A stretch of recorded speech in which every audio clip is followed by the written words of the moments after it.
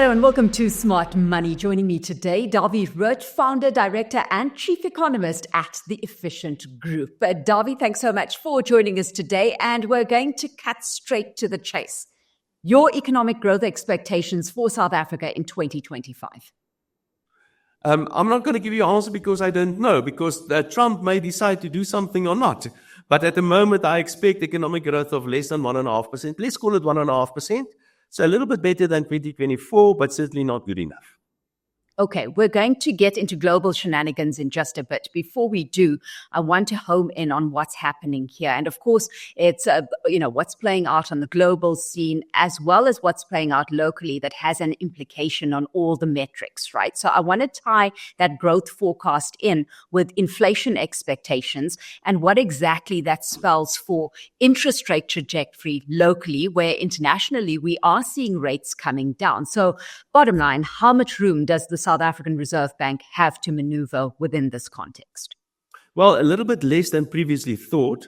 Of course, there are many reasons for that. We can go into some of those reasons, but I still believe that there is room for the Reserve Bank to cut rates by another 25 bips. If we're lucky, we can see a total of 50 bips cuts the rest of the year. The next meeting, I believe they're going to sit on their hands. They're not going to do anything. But thereafter, I think a 225 bips could be possible.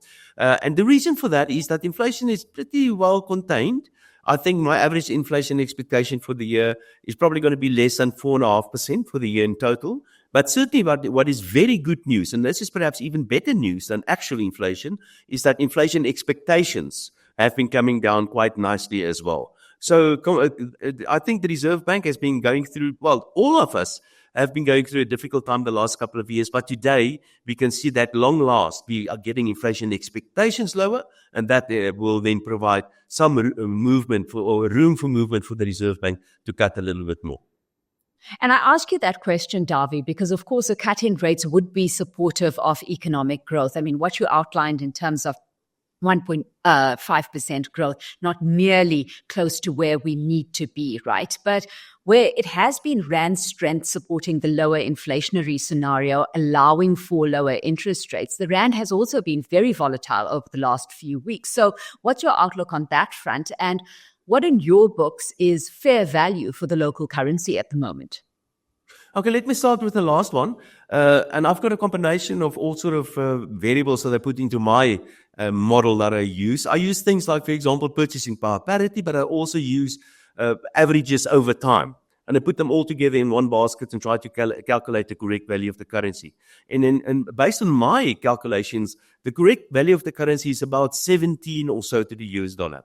I don't think it's going to go to 17. I think 17 and a half perhaps is the best likely scenario over the next year or so.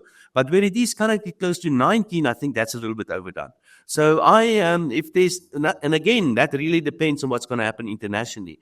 But I think chances are quite good that we're going to see the Rand dipping below 18 over the next couple of months and maybe go down to 17 and a half as well. And I will be quite comfortable with 17 and a half or perhaps even slightly better than that as being the so-called fair value for the exchange rate of the Rand. It is important to note that the South African currency is always an undervalued currency. It's just a little bit more or less undervalued than usual. But I would say 17.5 in my book is fair value for the currency. So all of that said and context laid, what do you think South Africa should do if it wants to accelerate economic growth, Dawie? Well, I'm going to go really back to the basics, and it's a bit of an ideological starting point that I'm going to use here. And there are, as far as I'm concerned, three things that is important to get economic growth going. The one is you must protect private property rights. The second one is you must allow and encourage free trade. And the third one, you must have sound money. So let's start with the third one, sound money. Sound money simply means you must have low inflation. Now, current inflation in South Africa is lowish. It's not low enough yet. I would like to see the Minister of Finance lowering the inflation targets down to 3%. But where it is currently, it's not too bad. So we have more or less sound money, although we could do better. And the reason why inflation is still relatively high has to do with things like, for example, administrative prices. The other two variables, like the protection of private property rights and free trade, are crucially important because, as they say, there's no free lunch, but there is one free lunch, and that is free trade. because that means the buyer and the seller gain from a transaction, but you cannot trade freely if you're not the owner of the assets. So if you use those three important requirements for economic growth and test that against policy in South Africa, we do not have, well, of course, we've got the protection of private property rights, but it is being eroded. The expropriation bill is an example of that. We have mostly free trade in South Africa, but that is also being eroded. Minimum wages is a very good example of that. So those are the three requirements. And if you ask me what to do, well, first thing is do whatever you can to protect private property rights and expand that. And do whatever you can to make it easier for people to trade. Get rid of things like licenses and red tapes and minimum wages and import duties, that sort of stuff.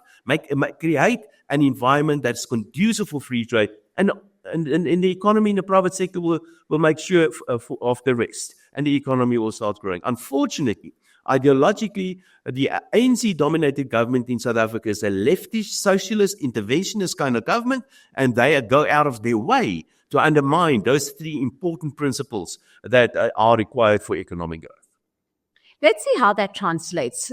Pull those three levers, Dawie. At what rate does that see the South African economy grow?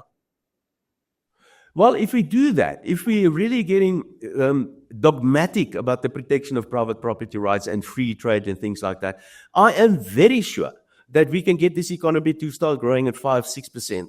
And that will, if we can grow the economy 5-6% for, say, 2 or 3 years, just imagine what that is going to do to unemployment and poverty in South Africa. It will make a huge difference. But of course, everybody knows what I've just said. And the reason why that is not being done is because of political reasons. Imagine we get rid of minimum wages. Just imagine what Kusatu is going to do and say. For example, say we scrap or we put legislation in place to make it much more difficult for the state to steal private property, for example. Just imagine what the Communist Party and ANC is going to say about that. But if you implement these three things, then I absolutely guarantee you that you're going to get strong economic growth. But let me just expand a little bit on that, Alishia. When I say the protection of private property rights, for example, I mean the very broad definition thereof. Like, for example, my right on my life. My life is also my property. So the protection of private property rights includes a safe environment, not only my physical stuff, but my life as well. The same goes for free trade. So it's not a limited kind of thing that I've got the right over my car and my house, for example. It's much more than that. I have the right to move around safely and to trade freely as well. Create an environment that allows for freedom for individuals in the private sector to trade with one another, and that will lead to wealth creation and lower unemployment and poverty.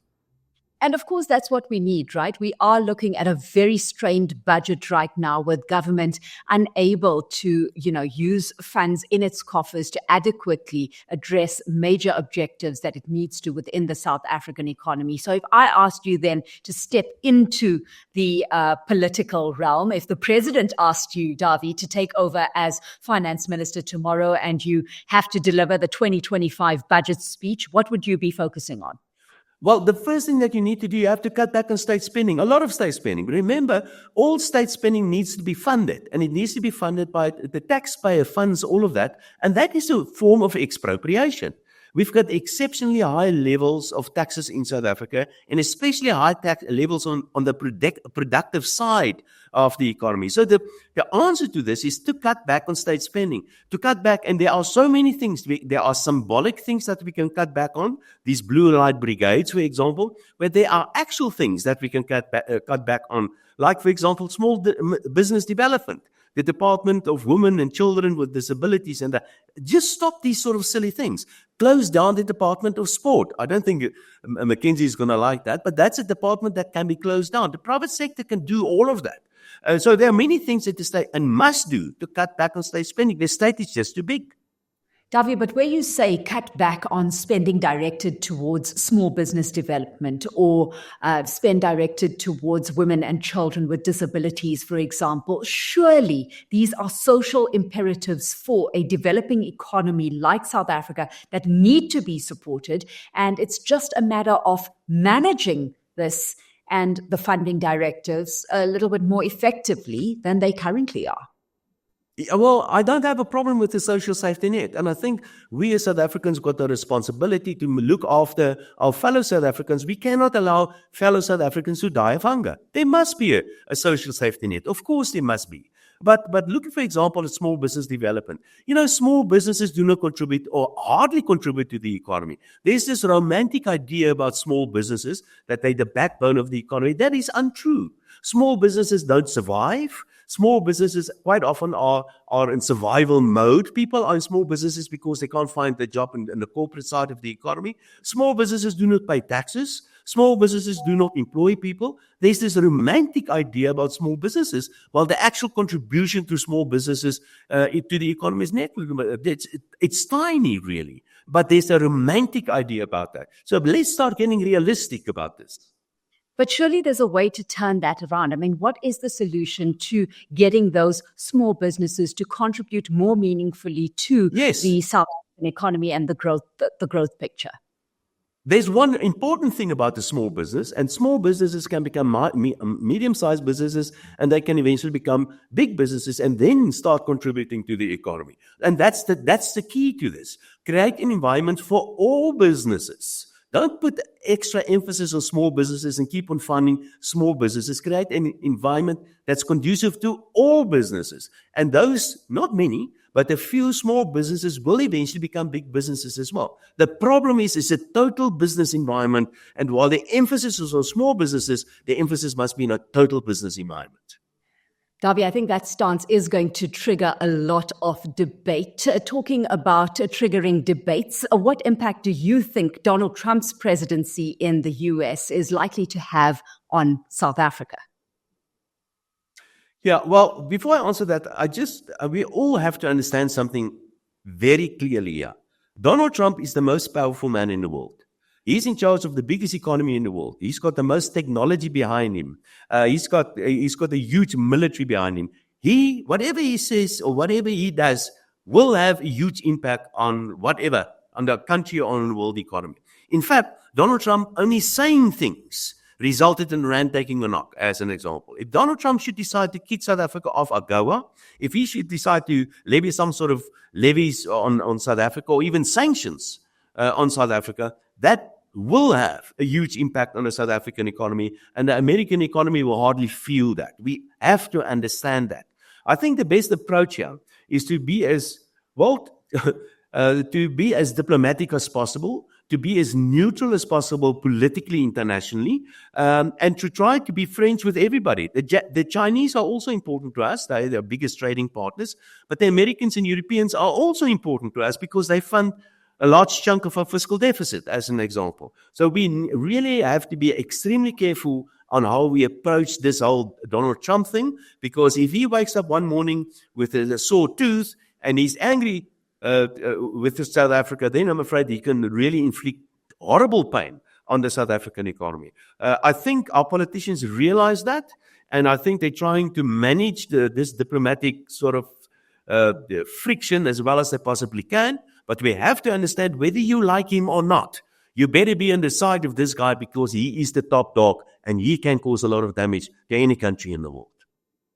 All of that said, Dawie, where would you be advising people to invest in 2025 for best returns? And what should they do if they want to safeguard their wealth?